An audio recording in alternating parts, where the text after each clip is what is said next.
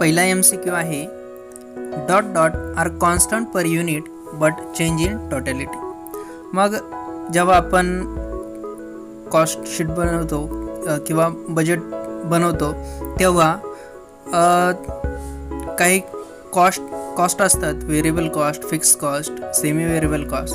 त्याच्यापैकी अशी कोणती कॉस्ट आहे की जी जेव्हा आपण युनिटमध्ये बघतो तर ती कॉन्स्टंट असते, पण जेव्हा त्यांची टोटल बघतो तर ती चेंज झालेली असते. तर ती कॉस्ट असते व्हेरिएबल कॉस्ट. ती कॉस्ट असते variable cost. Variable cost are constant per unit but change in totality. मग दुसरा प्रश्न आहे which one of the following statement is incorrect. आता 4 पर्याय दिले आहेत किंवा 4 स्टेटमेंट दिलेले आहेत, त्याच्यापैकी कोणतं स्टेटमेंट हे इनकरेक्ट आहे म्हणजे चुकीचं आहे. तर पहिला पर्याय आहे A, management accountant uses cost accounting tools and techniques for planning and decision making. दुसरा पर्याय आहे B, management accounting is mostly historical in its approach and it projects the past. C, cost accounting system can be installed without management accounting. D, management accounting focus on wealth maximization. मग management accounting wealth maximization वर focus करू शकते.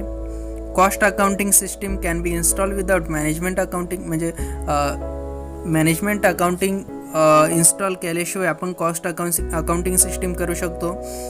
आणि management accountant uses cost accounting tools and techniques for planning and decision making. या दोन्हीसाठी तो tools and techniques वापरू शकतो.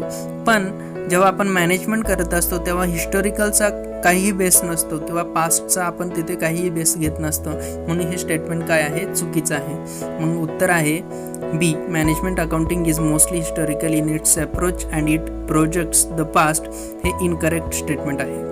त्यानंतर तिसरा प्रश्न आहे identify the cost which is not relevant or useful for decision making. 4 पर्याय आहेत, त्याच्यापैकी अशी कोणती कॉस्ट आहे की ती डिसिजन मेकिंगसाठी रिलेव्हंट नाही आहे. मग पर्याय आहेत shutdown cost, marginal cost, imported cost and replacement cost आणि संक कॉस्ट. मग इथे संक कॉस्ट जी आहे ती डिसिजन मेकिंगसाठी रिलेव्हंट नाही, म्हणून उत्तर आहे डी, संक कॉस्ट. चौथा पर्याय आहे चौथा MCQ आहे which of the following is an irrelevant cost. 4 पर्याय आहेत, त्याच्यापैकी इरिलेव्हंट कॉस्ट कोणती, तर इरिलेव्हंट कॉस्ट आहे. 4 पर्याय आहेत sunk cost, B replacement cost, opportunity cost, all of the. तर मग इरिलेव्हंट कॉस्ट आहे संक कॉस्ट. त्यानंतर 5वा प्रश्न आहे which of the following are tools and techniques of management accounting. 4 पर्याय आहेत, त्याच्यापैकी टूल्स अँड टेक्निक्स कोणते आहेत मॅनेजमेंट अकाउंटिंगचे, तर ए आहे ratio analysis, B linear programming, C trend analysis.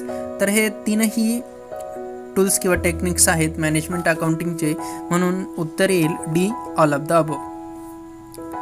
6वा प्रश्न आहे the ascertainment of cost after they have been incurred is called.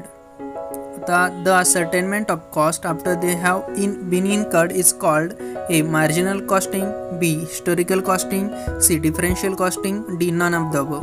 तर मग the ascertainment of cost after they have been incurred is called B, historical costing. नंतर 7वा प्रश्न आहे पहिलं statement आहे statement first, the activities or operations of every cost centre should be homogeneous so as to ensure uniform basis of charging expenses within the centre. दुसरं statement आहे the activities or operation of each cost centre must be well defined and clearly identifiable. Select the correct answer from the following. आता 4 पर्याय दिलेले आहेत, त्याच्यामधलं correct answer आपण select करायचं आहे. A, both statement are correct, B both statement are incorrect, C statement 1 is correct but statement 2 is incorrect, D statement first is incorrect but statement 2 is correct. आता आपण बघूया कोणतं करेक्ट आहे ते. The activities or operations of every cost center should be homogeneous so as to ensure uniform basis of charging expenses within the center. हे बरोबर आहे. त्यानंतर second statement, the activities or operation of each cost centre must be well defined and clearly identifiable. हे सुद्धा बरोबर आहे, म्हणून उत्तर आहे A. Both statement are correct. 8वा प्रश्न आहे, in the management information system MIS top level management uses. मग पर्याय आहेत operational information, tactical information, transactional information आणि स्ट्रॅटेजिक इन्फॉर्मेशन. तर उत्तर येईल in the management information system MIS top level management uses strategic information. 9वा प्रश्न आहे, a business unit is known to be a profit centre. A business unit is known to be a profit center. पर्याय आहेत if its operations or departments are not directly involved in revenue generating activities but instead focus on elements of cost control. B.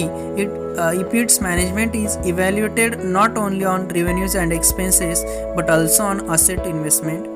C. If its management is compensated based on the level of profitability. आणि D. If its management is held accountable for both revenues and expenses and has the authority to make decision regarding its products, markets and source of supply. मग उत्तर काय येईल? तर उत्तर येईल a business unit is known to be a profit centre if its management is held accountable for both revenues and expenses and has the authority to make decision regarding its products, markets and source of supply. मग 10वा प्रश्न आहे, examine following relating to job C3 standard hours work 12, actual hours work 11.5, standard wage rate 5.6, actual wage rate 6. The total labour variance for job C3 is. मग आपल्याला total labour वॅरन्स काढायचं आहे. तर मग पर्याय दिलेले आहेत 4.6 ॲडवर्स, 1.8 ॲडवर्स, 7.4 फेवरेबल, 2.8 फेवरेबल.